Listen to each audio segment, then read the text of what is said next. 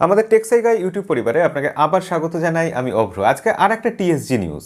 তো এইসব নিউজে আজকে প্রচুর খবর আছে, তবে খবরের শুরুতেই বলে রাখি যে আগামীকাল ইন্ডিয়াতে রিয়েলমি X7 সিরিজটা লঞ্চ করছে। X7 আর X7 Pro। X7 এর ভিডিও পরশুদিন আমাদের চ্যানেলে আসবে, আর X7 Pro এর ভিডিও পরে আসবে কখনো। তো সব কিছু ভিডিওই আসবে। আমি চেষ্টা করছি আমাদের চ্যানেলে ম্যাক্সিমাম যত বেশি সম্ভব ফোনকে কভার করার, কিন্তু আমাদের চ্যানেলে এখনও অবধি Mi 10i এর ভিডিও আসেনি। আজকে সকালে দেওয়ার কথা ছিল, এখনও দিতে পারিনি। খুবই দুঃখিত। কাজ চলছে, সত্যিকারের কাজ চলছে, কিছুটা সামান্য একটু এডিট করা বাকি, তার জন্য দিতে পারিনি। আগামীকাল সকালে অথবা আজ রাত্রিরেই হয়তো সেই ভিডিওটা দিয়ে দিতে পারবো, দেখা যাক কী হয়। তবে সাথে থাকবেন। টুইটারে আমাদের যে চার্জারের আন্দোলনটা চলছে, সেখানে 1000-এরও বেশি রিটুইট হয়ে গেছে। যারা টুইটারে অ্যাকাউন্ট নেই বা টুইট করতে পারেননি, তাদেরকে এই সুখবরটা জানিয়ে রাখি, কারণ তারাও তো আমাদের পরিবারের সদস্য, তাদেরও তো এগুলো জানা উচিত। তো টুইটারে আমরা এগোচ্ছি, চেষ্টা করছি। ব্র্যান্ডের নজরে তো অবশ্যই এসছে, তবে কেউ এখনও সারা শব্দ করেনি, সবাই চুপচাপ আছে।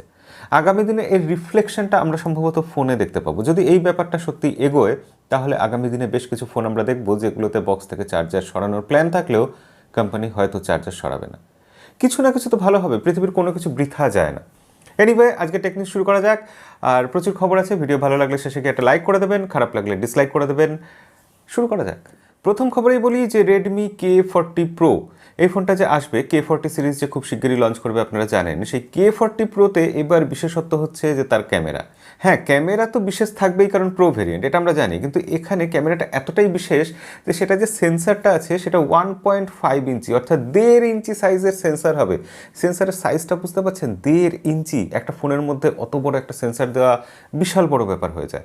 এবং এটা আরও বেশি অনেক কিছু ইম্পর্ট্যান্ট হয় এই কারণে যে বড় সেন্সার মানে সেটা অনেক বেশি লাইট ক্যাপচার করতে পারবে। যত বেশি লাইট ক্যাপচার করতে পারবে ক্যামেরা, তত ভালো রেজাল্ট দেওয়ার ক্ষমতা রাখবে। তো সেক্ষেত্রে এত বড় সেন্সার দিয়ে K40 Pro ক্যামেরার ক্ষেত্রে শাওমি সম্ভবত একটা কিছু দারুণ কিছু করবে। আপনারা কতটা এক্সাইটেড রেডমি K40 Pro বা K40 সিরিজ নিয়ে, অবশ্যই সেটা কমেন্টে লিখে জানাবেন। হুয়াওয়ের তরফ থেকে আরেকটা folding phone, Huawei Mate X2, যে ফোনটা একদম দামি ফোন হবে অবশ্যই। এবং হুয়াওয়ের তরফ থেকে Mate X2 মানে সেই ফোনটা আমরা পেতে চাইবো, কিন্তু আমরা নিতে পারবো না, তার কারণ সেখানে গুগল সার্ভিস নেই। এনিওয়ে, সেই ফোনটা 22 তারিখ, এই ফেব্রুয়ারি মাসের 22 তারিখ চায়নাতে লঞ্চ করবে। তবে চায়নার বাইরে এটা আপাতত রিলিজ হওয়ার সেরকম কোনো সম্ভাবনা নেই, আর আমাদের হাতে আসারও সম্ভাবনা নেই। তো এই গুগল সার্ভিসের ব্যাপারে যেখানে কথাই উঠলো, সেখানে একটা বিশেষ খবর আপনাদের দিই। শাওমি চায়নাতে তাদের যে ফোনগুলো আছে সেখানে গুগল সার্ভিস দিচ্ছে না। শুধু দিচ্ছে না তাই নয়, চায়নাতে আমরা জানি যে গুগল সার্ভিস অনেক ক্ষেত্রে ব্যান আছে। তারা এমনই সিস্টেম করছে যে সেই চাইনিজ ভেরিয়েন্টগুলোতে গুগল সার্ভিস ইনস্টলই করা যাবে না। আপনি চাইলেও সেখানে সাইড লোড করতে পারবেন না, গুগলের ইউটিউব বা গুগল ক্রোম এইসবগুলো। এবং সেটা বিশেষ করে, হ্যাঁ, এটা আপাতত বিশেষ করে মিডিয়াটেকের ডায়মন্ডসিটি প্রসেসরগুলোর জন্যই। মানে যে ফোনে মিডিয়াটেকের ডায়মন্ডসিটি সিরিজের বা মিডিয়াটেকের কোনো প্রসেসর থাকবে, সেখানে আপনি গুগল সার্ভিস সাইড লোডও করতে পারবেন না, কোনোভাবে গুগল সার্ভিস ইনস্টল করতে পারবেন না। এবং কোয়ালকমের ফোনগুলোতে এখনও অবধি দেওয়া হচ্ছে সুযোগটা। আমার ধারণা ভবিষ্যতে কোয়ালকম স্ন্যাপড্রাগন প্রসেসর আছে, এরকম ফোন দিয়েও শাওমি তাদের ফোনে চায়নাতে অন্তত গুগল সার্ভিস কোনোভাবে ইনস্টল করতে দেবে না। সেক্ষেত্রে যে চাইনিজ ভেরিয়েন্টের ফোনগুলো বাংলাদেশে আনঅফিসিয়ালি আসে, সেই জায়গাটা ক্রমশ ছোট হয়ে যাচ্ছে। এমনিতেই আনঅফিসিয়াল ফোনের মার্কেটটা বাংলাদেশে অনেক ছোট হয়ে যাচ্ছে। আগামী দিনে আমার ধারণা সেটা শেষ হয়ে যাবে। আদালতে একটা মামলা হয়েছে, সেখানে টেনসেন্টের কাছ থেকে 40 লাখ মার্কিন ডলার ক্ষতিপূরণ চেয়েছে ByteDance। হ্যাঁ, খবরটা শুনে চমকে উঠবেন না, দুটোই চাইনিজ কোম্পানি। মানে শুধু আমেরিকা আর চীনের মারামারি হয়, ঝগড়া হয়, ব্যাপারটা এরকম হয় না। চীনের দুটো সংস্থা, তাদের মধ্যেও মারামারি ঝগড়া লেগে গেছে। টেনসেন্ট মোবাইল, অর্থাৎ যারা পাবজি গেমটাকে চালাচ্ছে, এবং ByteDance যারা টিকটক চালাচ্ছে, এই দুটো মানে একদম প্রথম সারির দুটো অ্যাপ্লিকেশনের মালিক, তাদের মধ্যে ঝগড়াঝাঁটি লেগে গেছে টাকা পয়সার ভাগ বাটোয়ারা নিয়ে। এবং টাকা পয়সা থাকলে দেশটাও পিছনে পড়ে যায়। একই দেশের দুটো কোম্পানি হওয়া সত্ত্বেও টাকা পয়সার মামলায় তারা দুজনে এবার ঝগড়া করছে। আদালতে মামলা করাচ্ছে উইচ্যাট এবং কিউইউ বা এরকম একটা কিছু অ্যাপ্লিকেশান আছে, মেসেজিং অ্যাপ্লিকেশান। সেখানে টেনসেন্ট মোবাইলের কিছু ব্যান এসে গেছে। টেনসেন্ট মোবাইল ByteDanceর কিছু অ্যাপ্লিকেশানকে সেখানে ঠিকঠাক চালাতে দিচ্ছে না, তার জন্য এই ঝগড়াটা শুরু হয়েছিল। আলটিমেটলি টেনসেন্ট মোবাইলের বিরুদ্ধে ByteDance ক্ষতিপূরণের মামলা করেছে। আজকের টেক নিউজেও স্যামসাং সম্পর্কে দুটো খবর আছে। মানে স্যামসাং সত্যি এখন শাওমি রিয়েলমি জায়গা নিয়ে নিচ্ছে ক্রমশ, কারণ শাওমি রিয়েলমিকে নিয়ে রোজ কিছু না কিছু খবর থাকতো, এবার স্যামসাংকে নিয়ে রোজ কিছু না কিছু খবর দিতে হচ্ছে। প্রথম খবর এটাই যে স্যামসাং গ্যালাক্সি F62 সম্ভবত এটাই নাম হতে পারে, লিক্স যেরকম বলছে স্যামসাং গ্যালাক্সি F62 নামে কোনো একটা ফোন আসতে চলেছে, যে ফোনটাতে স্যামসাং টিজ করেছে যে সেখানে এমন কোনো প্রসেসর থাকবে যে প্রসেসরটা কোয়ালকম স্ন্যাপড্রাগন 765 এর থেকেও বেটার হতে পারে, তার বিকল্প প্রসেসর হতে পারে। কি প্রসেসর আমি জানি না, তবে এক্সিনোজের কোনো একটা প্রসেসর যেটা কোয়ালকম স্ন্যাপড্রাগন 765কে বিট করবে।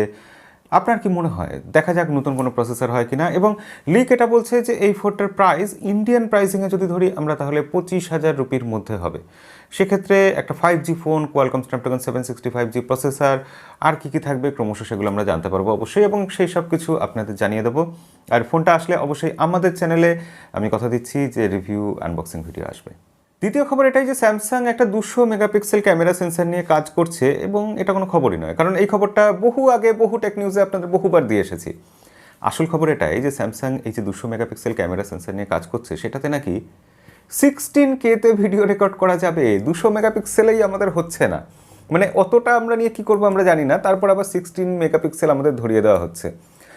আপনারা কজন 4K-তে ভিডিও রেকর্ড করেন? এরপর আমরা যখন ফ্ল্যাগশিপ ফোনগুলো যাই সেখানে আমরা দেখি যে 8K-তে ভিডিও রেকর্ডিং করার অপশান আছে, আমরা সেটাও বোধহয় খুব রেয়ার ইউজ করি।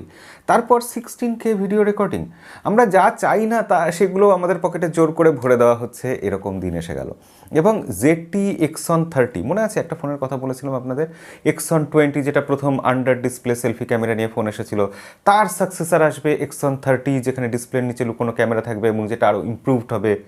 সেই ZT X30 সেই ফোনটাতেই থাকবে নাকি এই 200 মেগাপিক্সেল ক্যামেরা, যেটা দিয়ে প্রথমবার আমরা 16K-তে ভিডিও রেকর্ড করতে পারবো। অ্যামাজনের সিইও জেফ বেজোস মনে আছে কিছুদিন আগে ইলন মাস্ক তাকে টপকে পৃথিবীর 1 নম্বর ধনী হয়ে গেছিলেন, এবং জেফ বেজোস পৃথিবীর সব থেকে ধনী ব্যক্তি থেকে দ্বিতীয় স্থানে নেমে এসেছিলেন, যার অন্যতম কারণ ছিল যে তার ডিভোর্স হয়ে গেছিল এবং ডিভোর্সে তাকে বহু টাকা ক্ষতিপূরণ দিতে হয়েছিল। সেই জেফ বেজোস এখন অ্যামাজনের সিইও পদ ছেড়ে দিচ্ছেন। 1994 সালে যখন অ্যামাজন তিনি তৈরি করেছিলেন, সেই থেকে তিনি অ্যামাজনের সিইও প্রতিষ্ঠাতা। 1997 সাল থেকে যিনি সেকেন্ড হেড ছিলেন অ্যান্ডি জেসি, তিনি এবার অ্যামাজনের সিইও পদটা সামলাবেন। অর্থাৎ জেফ বেজোস অ্যামাজন প্রায় ছেড়ে দিচ্ছেন বা রিটায়ার করে যাচ্ছেন বা তার ডিমোশন হচ্ছে, যাই হোক না কেন অ্যান্ডি জেসি আগামী অ্যামাজনের সিইও, এটা আমরা বুঝতে পারছি। দেখা যাক তার হাত ধরে অ্যামাজন কত দূর কোথায় যায়। তবে জেফ বেজোসের সময়টা খুব একটা ভালো যাচ্ছে না, এটা আমরা বুঝতেই পারছি।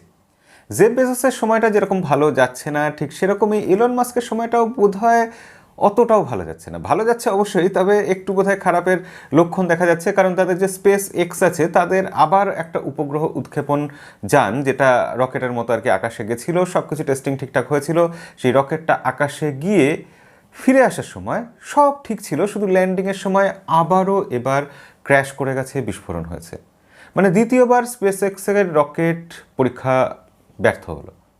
ইলন মাস্কের কথা প্রসঙ্গেই তাহলে বিজ্ঞানের দ্বিতীয় খবরটাও দিয়ে নিই। ইলন মাস্কের যে নিউরালিঙ্ক সংস্থা আছে, তারা আরেকটা সফল পরীক্ষা করেছে। বহুদিন আগে আপনাদের টেক নিউজে বলেছিলাম মনে আছে, যে নিউরালিঙ্ক সংস্থা ইঁদুরের মস্তিষ্কে চিপ বসাতে পেরেছে, যে চিপের মাধ্যমে ইঁদুরকে কন্ট্রোল করা যাচ্ছে।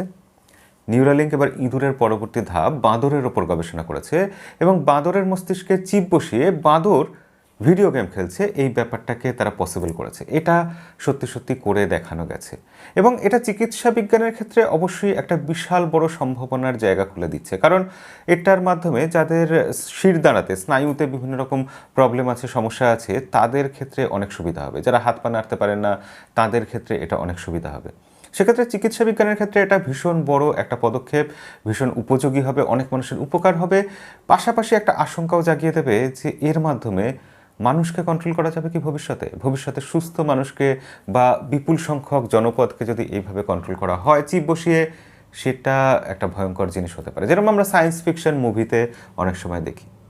ইনস্টাগ্রামে একটা নতুন ফিচার এসেছে। ইনস্টাগ্রাম আপনাদের মধ্যে কতজন ইউজ করেন অবশ্যই কমেন্টে লিখে জানাবেন, আর যারা ইউজ করেন তাদের মধ্যে কতজন আমাদেরকে ইনস্টাগ্রামে ফলো করছেন অবশ্যই কমেন্টে লিখে জানাবেন।